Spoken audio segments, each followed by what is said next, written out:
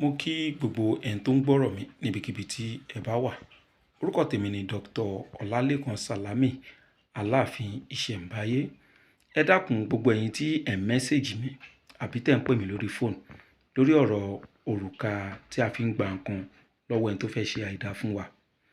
Ẹ̀yin tẹ́ tí ń tẹ̀lé mi tipẹ́ tẹ́ bá wò ẹ rí pé ó ti tó jọ́ mẹ́ta tí mo ti sọ̀rọ̀ òrùka náà.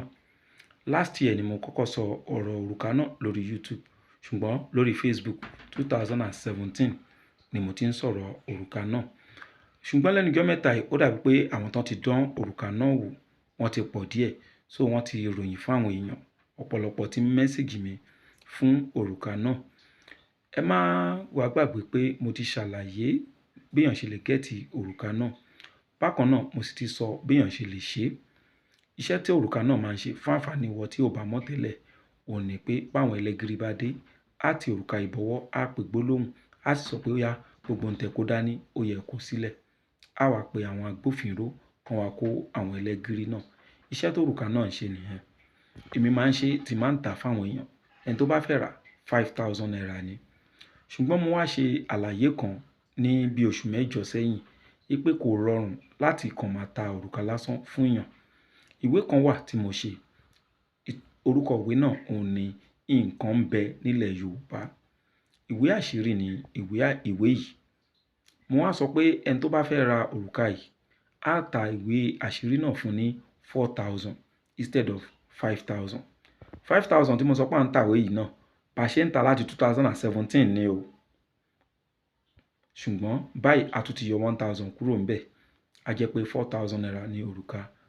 5,000 naira ni òrùka, 4,000 naira ni ìwé, ó jẹ́ 9,000.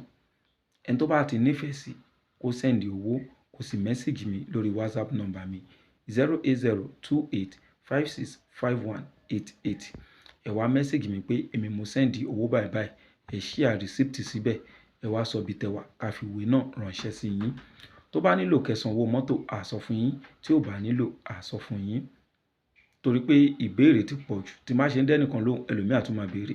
Gbogbo àwọn nǹkan tí mo ti sọ tẹ́lẹ̀ náà lẹ́yìn èèyàn tún ń béèrè. So mo gbàgbọ́ pé tẹ bá gbọ́ fídíò yìí ọ̀rọ̀ mi á yé yín. Ìwọ tó bá wá nígbàgbọ́ tó ń ronú pé ẹni tí mi ò mọ̀ rí ni máa send owó máa wulẹ̀ send ẹ̀. Èmi ò ń ṣe àwọn babaláwo social media.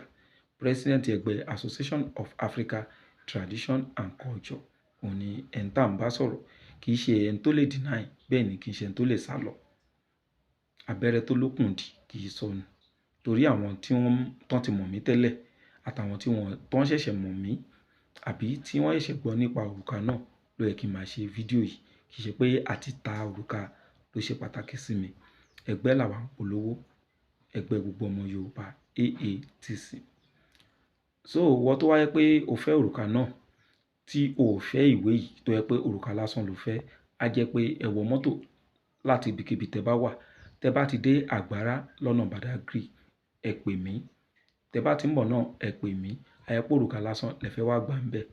Èmi ò lè mú òrùka lásán dọ́dọ̀ onímọ́tò. Ọ̀pọ̀lọpọ̀ ìgbà tá bá fi àwọn nǹkan báyìí ránṣẹ́, àwọn onímọ́tò wọn kì í fi jíṣẹ́ torí wọ́n mọ̀ pé tó méyàn wá send òrùka ẹyọ kan péré. Ó gbọdọ̀ jẹ́ òrùka tó ṣe pàtàkì ni. Kódà bí wọn ò mọ lílo ẹ̀, wọ́n máa ń jí ni. Èyí la máa fi ń sọ ọ̀rọ̀ ìwé yìí. So tá bá fi òrùka yìí sínú ìwé, àwa ráàpù ìwé yẹn. Ìwé nìkan ni driver máa rí, kò ní mọ̀ pé òrùka wà ń bẹ̀.